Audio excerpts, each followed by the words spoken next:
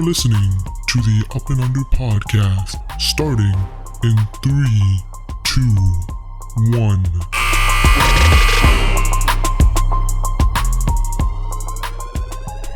Yo, what's up, guys? Welcome into the Up and Under podcast. I'm your host, Hani. Joined with me remotely is Zeeshan. Yo. Alright, man. So continuing on with our topics heading in towards the 2021 playoffs, we wanted to look back throughout the season and kind of highlight some players that have really improved and really stepped up their game this season. Now, I know, with this COVID-ridden season, there have been players that have kind of underperformed. There's players, who have actually gotten more opportunities with, players being in and out of the lineup. And there are some players in particular that we wanted to talk about and kind of highlight as the most improved players this year.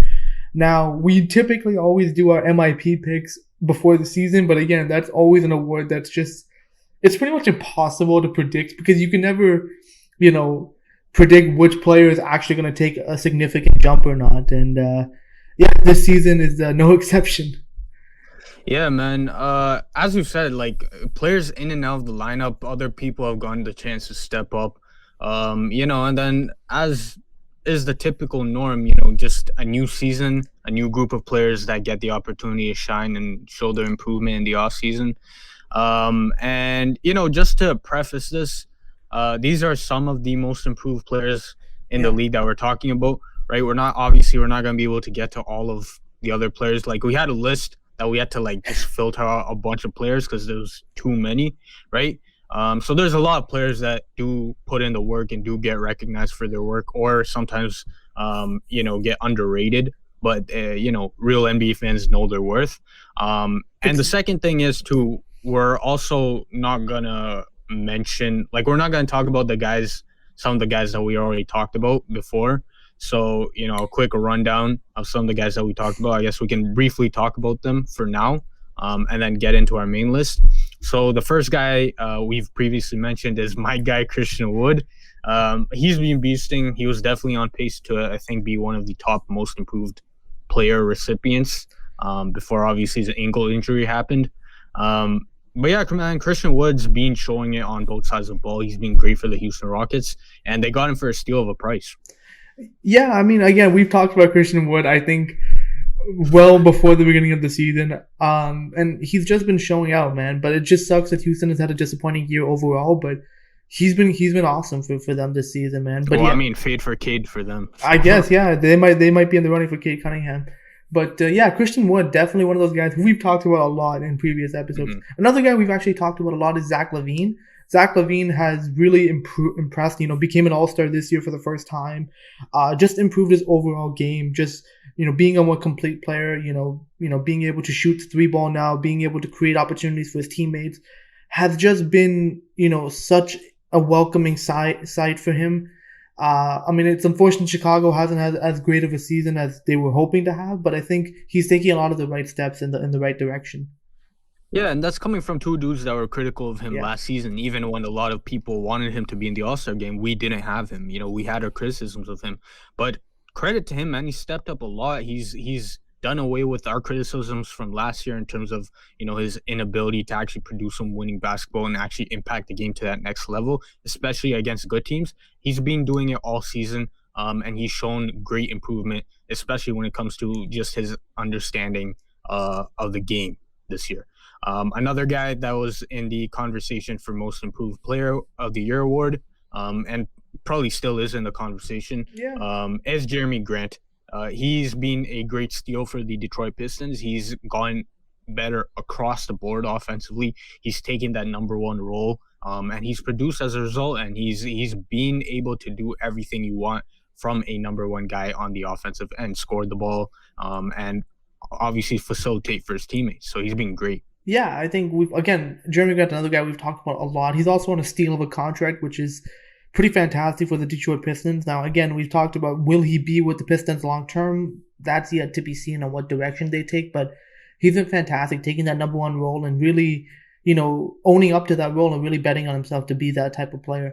Another guy is Colin Sexton. Another guy, if you're talking about a guy who we've been critical of, especially me, I've been very critical of Colin Sexton in the past, but I think this season in particular, he's taken his game, his he's really leaning into what he does very well, which is he brings you that energy, especially on the defensive side of the ball. But I think offensively, he's just taking smarter shots. There's not much of a pressure to be a playmaker now with Darius Garland. Spoiler alert, we will be talking about him in the episode. But I think Colin Sexton has just really reshaped his game, and it's just he's always been a confident player, but I think that confidence is now leading into success on the court, which is huge for Cleveland. Yeah, man, I think you pretty much covered it, right? The arrival of Darius Garland has allowed Colin Sexton to focus on what he does best, which is attack the rim and score the ball. And as a result, he's been great this season. He's improved his shooting a lot as well, and now he's a legitimate three-point shooter. So that just opens up the floor for him a lot, and helps him facilitate his offensive game to the next level. So he has been very good for the Cleveland Cavaliers. Another guy that we, a homer pick, I guess, kind of, is Norman Powell. Norman Powell really broke out this season as a starter level player in this league, as a consistent offensive weapon on the offensive side of the ball.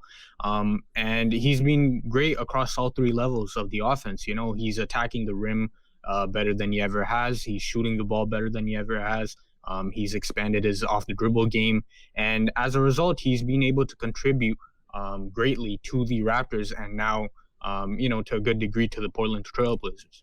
Yeah, I mean, again, we've talked about Norm a lot this season, just with the way he's just been fantastic, and his game offensively just took a whole different level. Just him being able to not only get to the rim, create his own shots, but also shoot the three ball, which has been such a huge asset to what he was doing in Toronto and now in Portland as well. So yeah, Norman Powell is definitely another guy who's really stepped his game up. Finally, the last guy who we've talked about a lot, actually, Zeeshan was actually trying to get really hoping he'd become an all-star this year. He was one of Zeeshan's all-star picks. It's De'Aaron Fox. Now De'Aaron Fox, obviously, it sucks that he plays in Sacramento, but I think he's really taken on that leadership role, that number one option role that Sacramento really hasn't had a type of guy like that in quite some time. And I think De'Aaron Fox, it kind of sucks that he's in the situation that he's in, but I think overall his scoring has improved, his shooting has improved, and I think he's just become a lot better polished player. Yeah, pretty much. You summed it up, right? His polish, he's gotten a lot more polish in his game. And he just knows what to do now. He knows how to score the ball, and he's averaging, what was he, like over 20, 23 plus points a game, pretty much carrying the Sacramento Kings half the time on his back. And, as you said, it sucks that he's in Sacramento. It sucks that he has a terrible coach in Luke Walton. But, De'Aaron Fox, he got that huge contract from the Sacramento Kings, and he definitely deserves it based on what the market is for a caliber of his for a player of his caliber. So shout out De'Aaron Fox. He's been great. Yeah, shout out all these guys, man. These guys were pretty good, but we thought we don't want to spend a lot of time on these guys. We've talked about them a lot previous episodes, so if you want to hear what we said about them, definitely go back and check that out. But here's our official list of guys we really wanted to talk about and highlight some of the most improved players in the NBA this season. And we'll start it off with Zeeshan. Yeah, starting us off with Julius Randle himself. Now, again, we've kind of been critical of the New York Knicks. Julius Randle in particular, Hani in particular has been a lot more critical than me. But I have also been critical of the New York Knicks. So this is kind of us eating our words. Especially, I think, when it comes to Julius Randle, because we have been critical of him in the past as well. But Julius Randle this season, man, he's been amazing to say the least. He's gotten those MVP chants in New York. It's a little much. It's funny, but at the same time, considering what New York fans have been through and how well Julius Randle has actually performed for them, it makes sense why it happens, right? He's averaging 24 points a game, 10.5 rebounds, 6 assists as well. Right, that's a key stat. Shooting 46.2% from the field, and key stat 41.6% from three, which is absolutely crazy for a guy that shot 27% from three last year. And he's right big. Now, obviously, exactly. Now, will he be able to continue this into next year? We'll see. Hopefully, he does. He's a very good player. The main thing about Julius Randle is he's having an all-star season, leading the Knicks to a legitimate winning record, which is amazing for them, especially all the stuff that they've been through in the last decade plus. For them to be officially entrenched in the Eastern Conference playoff race with a guy like Julius Randle having a breakout season as a bona fide all-star is amazing for them. And again, as I talked about, the main thing about Julius Randle this season is the fact that he has a three-point shot this season. And that's just opened up the floor for him so much. He can now spot up. He can come off screens for shots, right? He can come off the elbow. He can come off the wing for those three-point shots. He can get, corner shots for three off, like on the wing. He's that three-point shot has just allowed him to take that next level in his development. And that's something we said previously about Julius Randle, because he's always been a great low post and mid-range player. If he was able to acquire that three-point shot, he would be so much better. And now we're seeing it this season. He's upped his averages to 24 points a game, shooting 41.6% from three. Just this opening up of his game not only has benefited himself, but has also allowed him to be a great facilitator for other guys in this New York system. And one of the guys that's been able to, really thrive off of Julius Randle's play is RJ Barrett, another guy we could have thrown in here for one of the most improved players. RJ Barrett's also been really, really good for the New York Knicks this season. But Julius Randle, again, averaging 6 assists as a big man is pretty great. And especially because we saw this potential earlier from him early in his career, where we saw him take the ball up the court, dish the ball to the corner. For him to be doing this on a full-time basis now while averaging a good amount of points is absolutely vital for the New York Knicks. And then to top that off, Tom Thibodeau has him working on the defensive end. He has a 106 defensive rating, which is 4 points better than the average rating of 110 in the NBA. He also has a 3.37 defensive plus minus, also one of the top rankings in the NBA. So he's just being great all around for the New York Knicks. And again, the biggest thing for him is that he's had a huge impact on the winning culture of the New York Knicks and the record, something people like me and Hani once criticized him for, the fact that he wasn't able to, produce results in a winning manner. And now that he's been doing that, we can't say nothing bad about Julius Randle no more. Yeah, I think so. I will split when I have to talk about the Knicks versus talking about Julius Randle, because I think there is kind of a divide that I need to clear up for especially you Knicks fans out there. But Julius Randle has been absolutely phenomenal this season. And the thing is, I was skeptical, earlier in the season, kind of halfway through. Like, I'm like, I don't know if he can keep this going. But man, when I saw this with my own eyes, when I saw him play the Raptors, when I see him on the 9-game winning streak that the Knicks were just on, that actually just ended today, man, he's fantastic, man. Like, he's everything you want out of a modern day big. Like, he can score in the low post, he can hit the mid range, he's already had the facilitator, he can bring the ball up the floor, and I think. And then the defense is still there, being able to guard multiple positions and being able to switch. But again, the three-point shooting is what I noticed the most. And the thing is, he's confident with that shot now. It's not like a shot where he will take it when he's only open. He'll take it off the dribble. He'll take it catch and shoot. He'll take it contested. And that's just huge. I think like the image that I have stuck in my head is OG Anunoby was guarding Julius Randle when the Raptors were playing the Knicks. OG Anunoby is a very credible defender, one of the best defenders in this league. Julius Randle didn't care with OG in his face. Pulled up, splashed a three. At that moment, I was like, damn, this guy is on another level right now. He's playing fantastic ball right now. And I think, like you said, he's really contributing a lot to winning. And I think he's doing the things that are required out of a winning player. And I think, the biggest question with Julius Randle is, can he keep this up for more seasons? I think that's what I'm personally waiting for.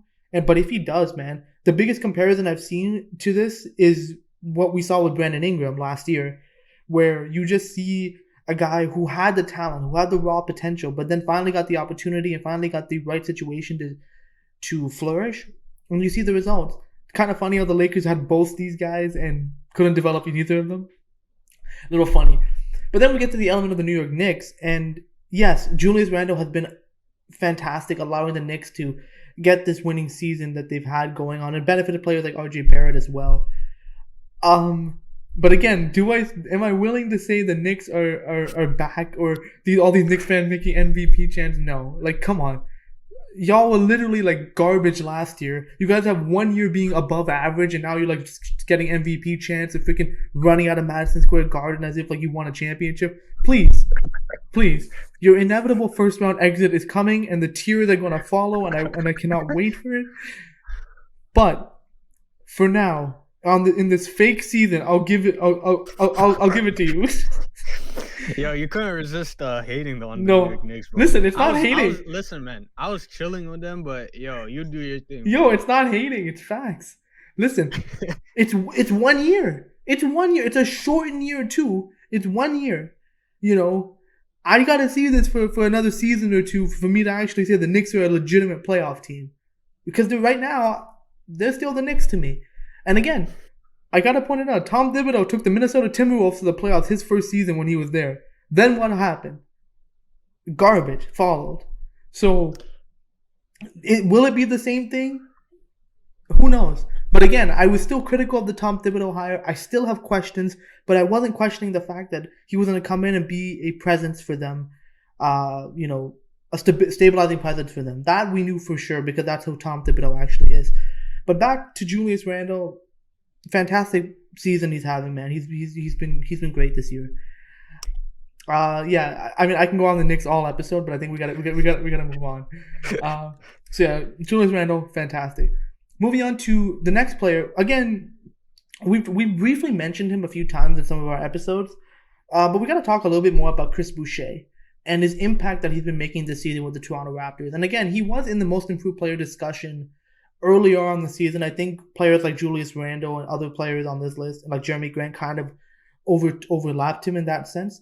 But Boucher's been having a great season, man. He's averaging about 13.6 points a game, 6.7 rebounds, averaging about 1.9 blocks per game, which is pretty impressive. Shooting 52% from the field and 39% from three.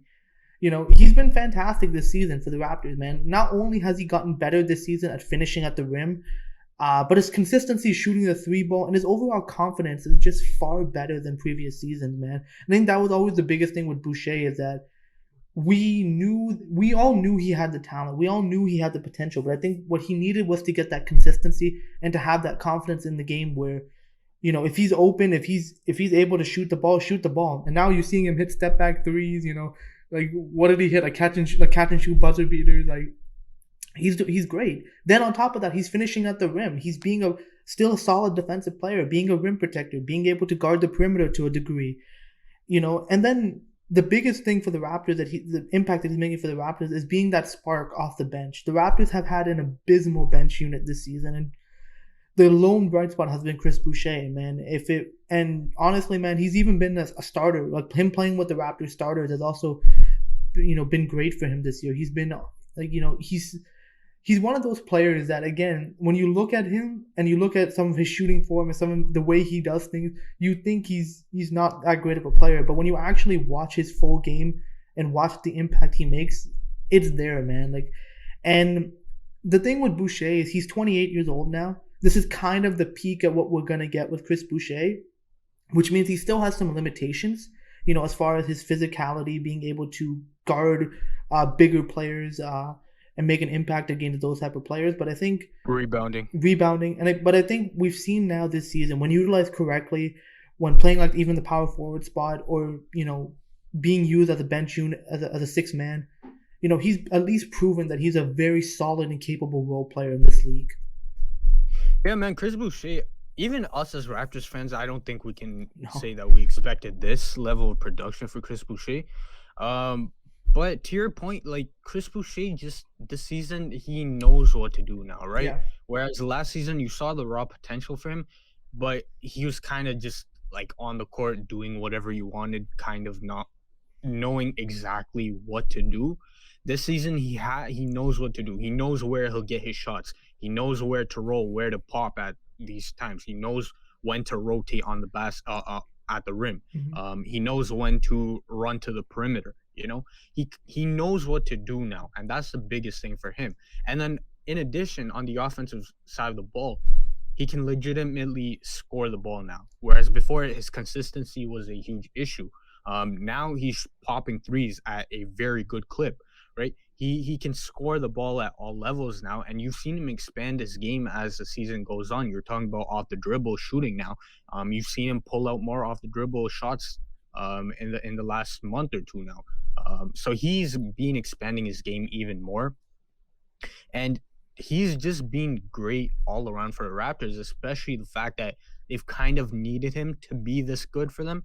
Um, to your point, when he was starting, right? Especially when you have pretty much no capable centers on the roster, and Chris Boucher kind of has to slide in at the center spot. He's performed capably in that spot. And now with guys like Freddie Gillespie and Ken Burch there, Chris Boucher can now slide back to more of his natural role as a power forward, which Nick Nurse even talked about in one of his press conferences. Talking about what the plan was for Chris Boucher next year. And Nick Nurse would pretty much said he would be exclusively a power forward / center sometimes when they needed him. So for him to now be able to slide back to his normal position as a power forward and showcase what he did already as a power forward / center before Ken Burch and Freddie Gillespie came to the team, that just bodes well for him moving forward, especially the fact that the Raptors have him on a relatively cheap contract for next season. So Chris Boucher has been absolutely fantastic for the Raptors in a season where they've needed him to do what he does. Yeah, he's been definitely great this season. Moving on to another player who we feel has definitely improved. Now, again, he's a second-year player, so you expect a jump, but again, I think his impact is what really led us to putting him on this list for his team. And we're talking about Darius Garland of the Cavaliers. Darius Garland is averaging 17.8 points a game, 6 assists, 2.5 rebounds, shooting 45% from the field, 41% from three. And, last season he had a pretty solid campaign, but I think this year you're really seeing him step up and become a much better overall kind of player. I think last season he was very tentative. He was just kind of more being like a passer. He wasn't really looking, to generate any offense for himself. But this season, not only is he still a very capable playmaker, which makes him, again, we mentioned he was a great fit next to Colin Sexton. Shout out Sexland. But at the same time, he's looking for his offense more, especially his shooting. That has greatly improved this season. He's also a very savvy player. So what I've seen of him is that you can kind of see that he's always he's trying to think a play ahead, which is what you want to see, especially from younger players.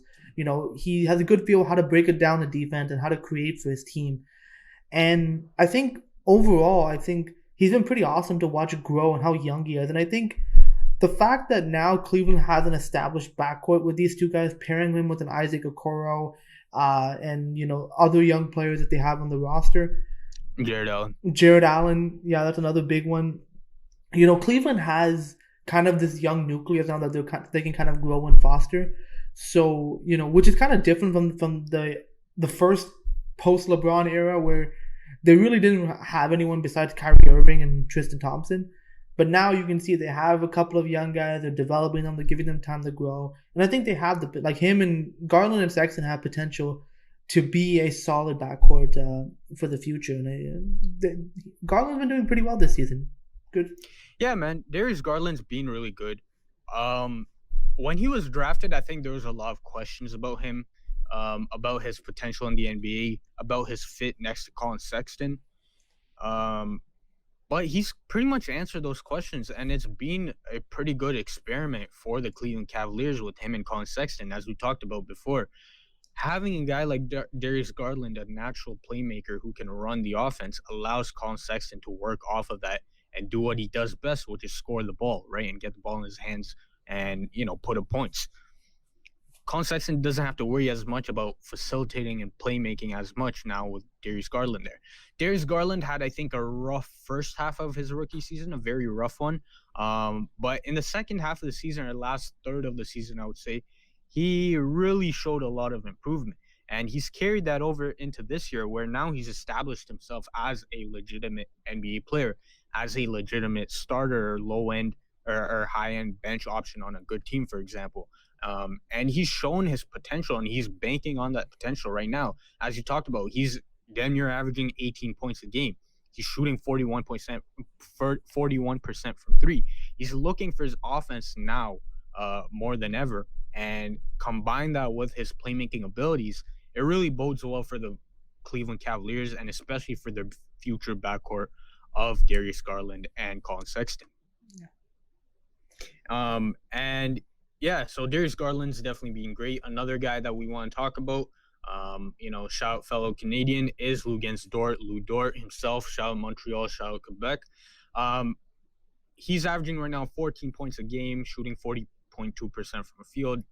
Not exactly great, but he is shooting 34.6% from three on 6.2 attempts, right? So he is averaging a league average rate from three, but he is taking 6.2 attempts a game, which is a pretty significant amount. Now, the biggest thing for Lou Dort is the fact that he wasn't even playing last NBA season, if you guys remember. Like, he wasn't even playing last NBA season. He pretty much started playing real minutes in the bubble, right? Yeah. So he wasn't even playing last season. And for him to go from a guy that didn't even play in the NBA last season to now one of the league's youngest and brightest players shows a lot about him and his work ethic. Now, the main thing about him is that he's always been great on the defensive end, and he showed that in the bubble last year, right? And in the playoffs. His work on James Harden, his work on other guys. His perimeter defense is top-notch already as a second-year player. Pretty much, he's pretty much a rookie, right? Let's call it what it is. He's pretty much a rookie right now. And his defensive game is already top-notch. His ability to guard multiple positions on the floor, to run around on the perimeter, to even body up bigger guys. My comparison for him is similar, I guess, to PJ Tucker, where PJ Tucker kind of plays more like a big man, but Lou Dort and PJ Tucker are kind of the same mold of player, right? Both are, I think, 6'4". Well, I think Lou Dort is like 6'3", 6'4". Yeah. PJ Tucker is 6'5", so a bit taller than Lou Dort. But both are pretty much fire hydrant bricks, right? Like, they're massive. They're very, very strong, and you can't push them around unless Lou Dort flops, which he kind of has a tendency to do. But Lou Dort, his defensive game is already top-notch in the league. Then you flip things over to his offensive side of the ball. And if you guys remember last year in the bubble, especially in the playoffs, there was that whole written rule about leave Lou Dort open every single game. Let him shoot the ball as many times as he wants. And flash forward to this season, he has a offensive game now. You can't just leave him open from three anymore. For him to go from a guy that was constantly disrespected on the offensive side of the ball, similar to a guy like Andre Roberson, and for defenses to say, like, let him shoot the ball completely, and for him to now be shooting at a pretty much league-wide average on 6.2 attempts per game is very impressive. And then you talk about the other two levels of scoring where he's being able to get into the mid-range, especially even more get to the rim. He had shown flashes of being a great cutter last season, and now he's expanded upon it even more, to the point now where he has a legitimate offensive game. As I talked about, he dropped 42 points earlier in the season against the Raptors. So for him to go from a guy that wasn't even playing in the NBA, got a chance in the bubble and in the playoffs, and was constantly disrespected on the offensive side of the ball, to go from that to a guy now that has a legitimate offensive game and is one of the youngest and brightest stars in the league today shows a lot about Lou Dort's improvement and his work ethic to be great. And I think he has a lot of potential moving forward for the Oklahoma City Thunder. Yeah, this is just another example of the Oklahoma City scouting department doing a fantastic job just finding diamond in the rough players, man. Like, and again, like Moses Brown. Yeah, Moses Brown, another guy who they found. I think Lou Dort, I've always paid attention to Lou Dort because one of my coworkers loves his game, and he's a big Lou Dort fan, and I think, and it's for good reason. I mean, I think especially the type of guy my coworker actually is. He's a guy who appreciates a guy who has some heart who plays with heart and plays with effort on the court, and Lou Dort is definitely one of those guys. PJ Tucker was actually a great comparison in the sense that the builds are very similar. The type of defensive mentality is very similar, where they can guard anybody. They don't care. They'll guard anyone. They'll play you tough. You're not going to push a guy like that around. When the last time Oklahoma City played the Raptors, I just see him going at Boucher every time and just knocking Boucher like 5 feet. Yeah. It's because the guy's strong. The guy's tough. And now that you're seeing him develop that offensive game, he's a very good player, man. Like he's somebody who, again, with more development, with more time, you know, again, like he could be very good. Him and Shai Gilgeous-Alexander are a very good 1-2 tandem for the Oklahoma City Thunder, and it was honestly done by accident. Oklahoma City didn't even really mean to do that. They knew about Shai, but they didn't mean about to have Lu Dort to be this great. And now you're seeing how good he is, and he's very valuable in today's game because, again, everyone's looking for the sought after the 3-and-D type of players, the players that can shoot the ball but guard multiple positions and be effective in that type of realm. And Lu Dort's definitely one of those type of players, man. And he's been great this season, man. Like again, like people are gonna argue that hey, you're choosing a guy who's basically a second year or a rookie player. But man, if you look at his improvement in terms of the game that we saw in the bubble versus now, I think that's what we're really focusing on is just the work ethic to improve your game basically like tenfold from where it was before, which was only in such a short amount. Exactly, in such a short amount of time, which is like less than a year ago. We're talking about maybe like 10 months. God, you, like yeah, well, 9 I months. Mean, from the end of the NBA or from when they got eliminated to the new season, it was the shortest offseason in NBA history or in major sports history, right? Yeah. So for him to be able to improve to this degree and that little time is absolutely insane. Yeah, it's absolutely insane, man. And shout out to him, and shout out to Lu Dort, man. Shout out to the Canada basketball, man. Like, and this just proves how great some Canadian players actually are. Not to be a homer or anything, but it's just kind of factual seeing the type of talent that we have with Lu Dort, Chris Boucher, Jamal Murray, all the type of Canada basketball players that we have going on, even Andrew Wiggins now. So yeah, there's definitely Lu Dort's been definitely having a great season this year, and we expect him to get even better in years to come. Which brings us to the final player, who we feel doesn't get enough recognition. But again, when you're a member of the second best team in the Western Conference, I think you should get some love, especially when I called him to be great. We're talking about Mikal Bridges of the Phoenix Suns. Now, Mikal Bridges is averaging about 13 points, 4 rebounds, 2 assists, a steal, and a block a game, with 52% shooting and 40% from the field, 40% shooting from 3. And man, I called this from the day he was drafted. I thought he was going to be a great role player, like a great 3-and-D player. And man, I was right, man. He's been great, man. He's especially being on a good team led by Chris Paul. This has really highlighted the value Bridges brings to a team. You know, he's long, athletic. He can play solid defense. Like he can guard 1 through 5 legitimately. But he can also shoot the ball effectively. And again, by today's standards, everyone's looking for this type of player, a player that can defend multiple positions and can shoot the 3 ball effectively. Mikal Bridges does that. He's a perfect complement to a superstar level player like a Devin Booker or a facilitator like Chris Paul. Because again, when you double those guys, who's wide open? Mikal Bridges. And you can't do that because he'll burn you every time. I know when the Raptors have played the Suns, Mikal Bridges has always been great against us. And against other teams too. Just from his ability to defend at a high level, but then just his effectiveness in offense. And his offensive skill set is also growing in the sense that he's able to handle the ball now. You know, he's driving more to the rim, attacking that way. So again, there's still room for improvement on that side of the ball, which is still kind of scary that Phoenix has him and Devin Booker, along with guys like Cam Johnson and DeAndre Ayton as well. And, you know, he's a major reason why the Suns are doing well this season, man. Like, this season he's a plus 2.25 in defensive rating, defensive plus minus rating, which is ranked 23rd in the NBA. So he is basically a top 25 defensive player in the NBA and the impact that he makes on the Suns. As well as offensively, he's a plus 6.8 in offensive rating when he's on the court, which means he not only makes the team better on the defensive end, he makes the team better on the offensive end, which just means you're just a positive impact player on your team, which every team wants. Like, every team wants a player to come in and be an impactful player on both ends. Coach's dream, honestly. And shout out to Mikal Bridges, man. I called it from day one, and I think he's definitely been a very big bright spot, and a very big reason why the Phoenix Suns have a great season this year. Yeah, Mikal Bridges, man, he's definitely been great. He was one of the more, I think, NBA ready players when he got to the league. Philly traded him.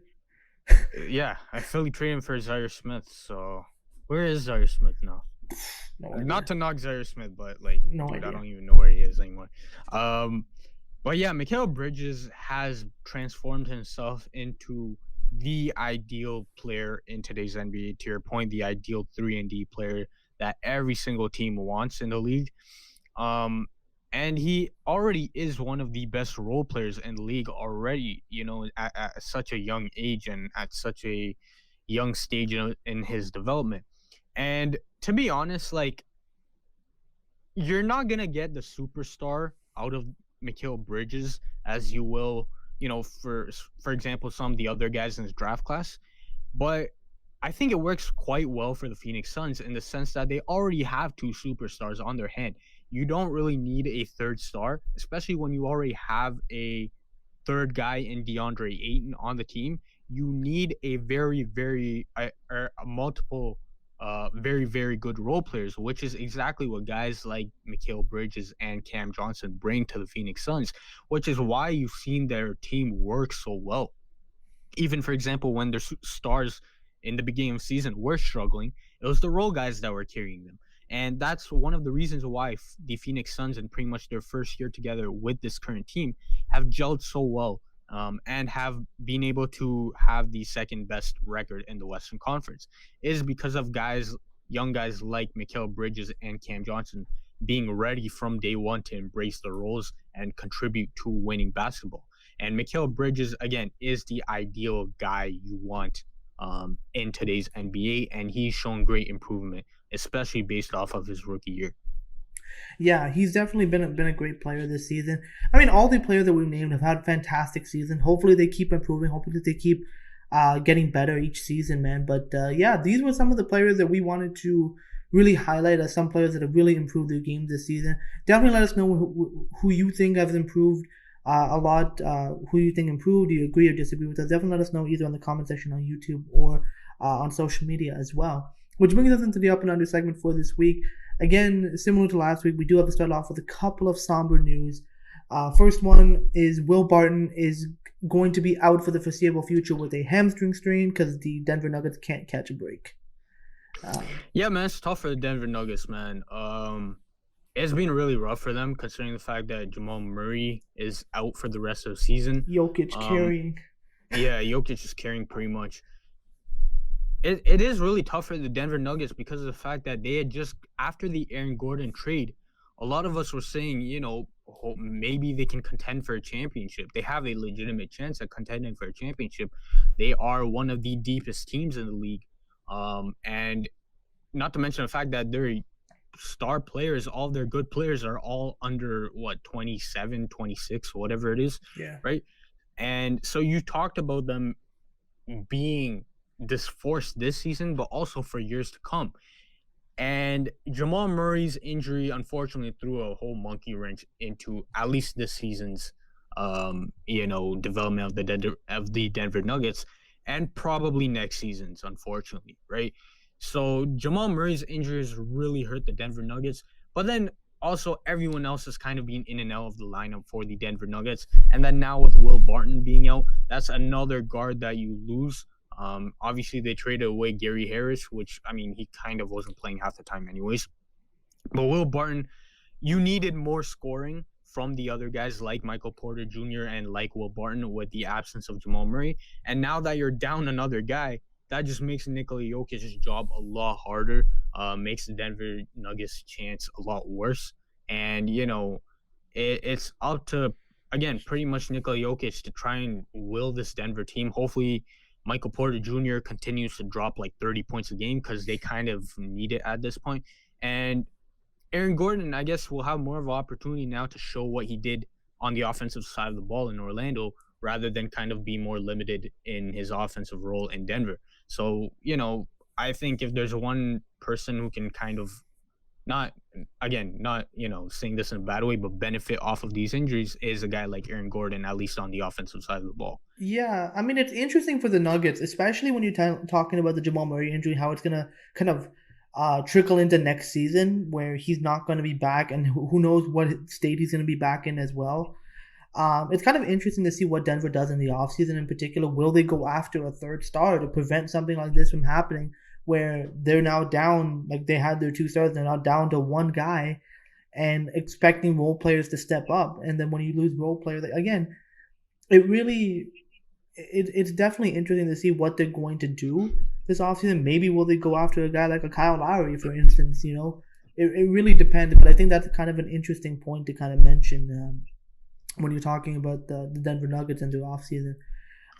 Yeah. Yeah, and another unfortunate injury that happened in pretty much the season of injuries at this point is the fact that Washington Wizards rookie Deni Avdija is going to be officially done for the NBA season with an ankle fracture.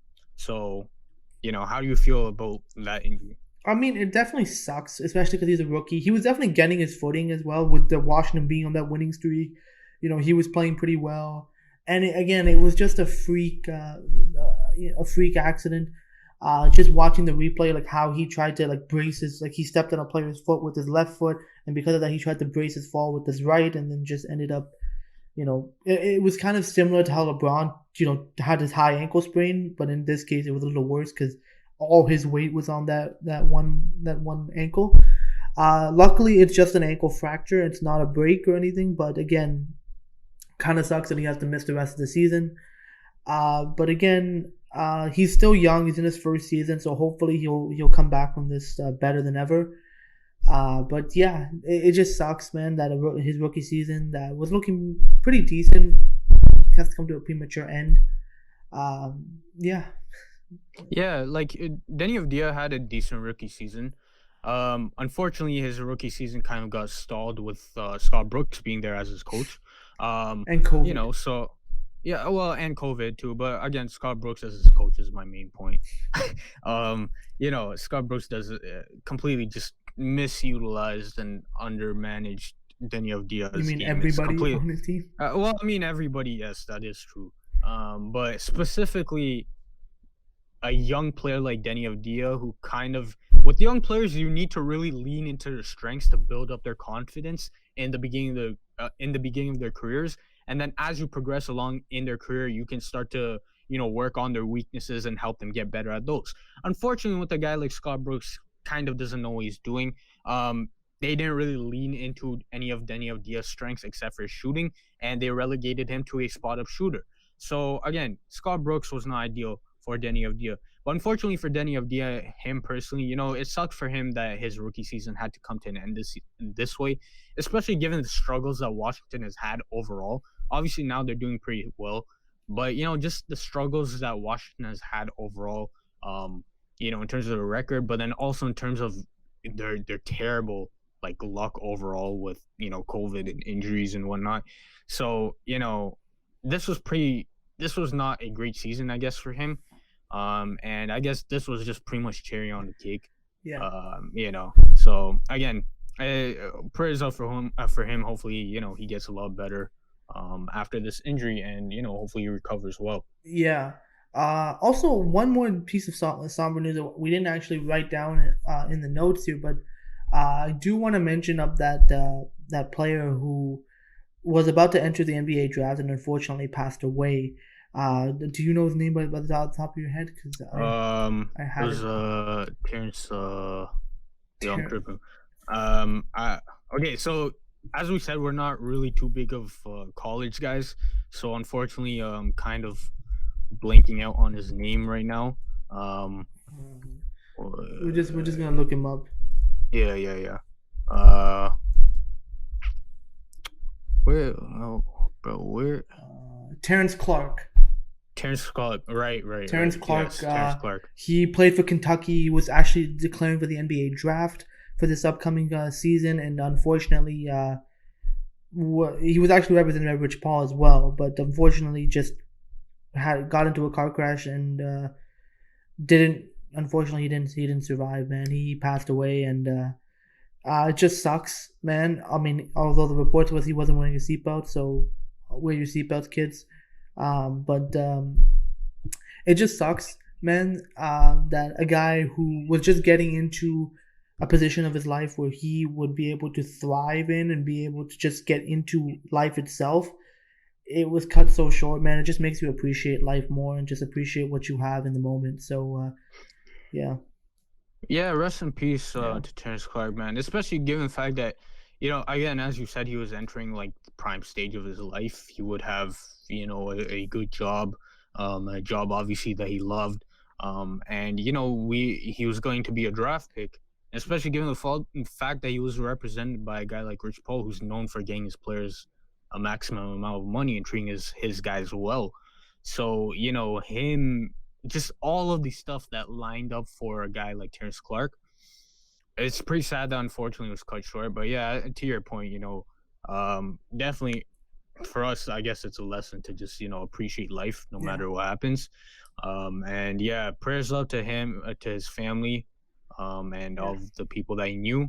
And, rest in peace to him. Yeah, for sure. And to end off this episode with a few bit of news that we have. First off, are you up on the Denver Nuggets signing Austin Rivers to a 10-day contract?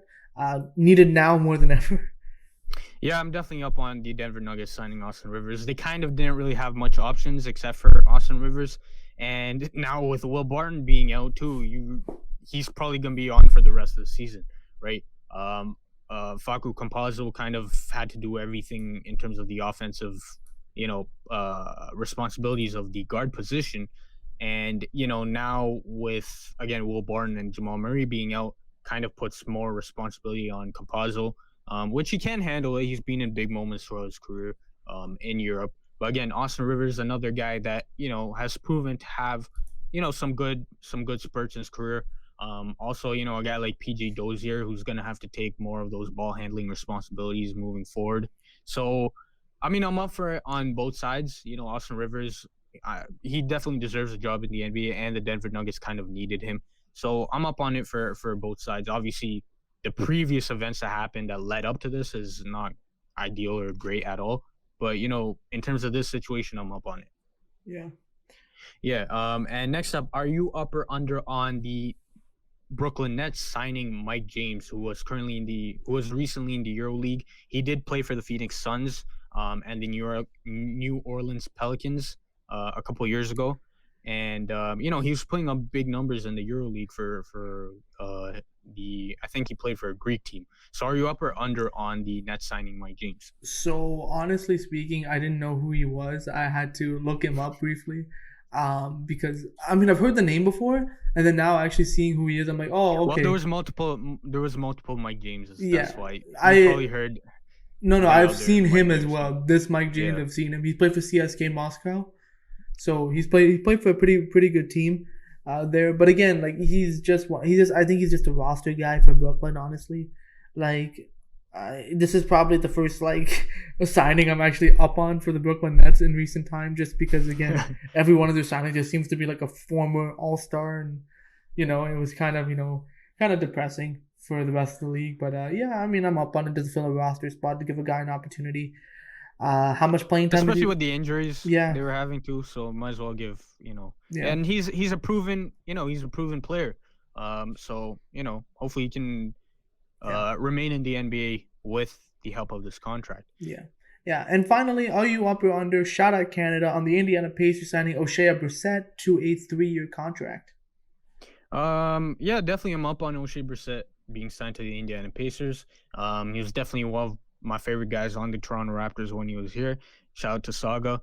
And him reuniting with Nate Bjorkgren is pretty great for him in his career, and him to be able to get back into the NBA is great for him in his career. And hopefully he can continue with his development moving forward into a permanent NBA roster spot. So shout out Saga, shout out O'Shea Brissett. Yeah, I'm surprised at the 3-year deal, but again, there might be some non-guarantees into that as well. But again, shout out to him. He really played on 10-day contracts and earned his opportunity with the Pacers. And I think having him rejoin Nate Bjorkgren, who knows O'Shea Brissett, who's seen him develop, can definitely help him out and being able to utilize him properly, because Nate Bjorkgren knows his game. So yeah, shout out O'Shea Brissett, and shout out Canada basketball once again.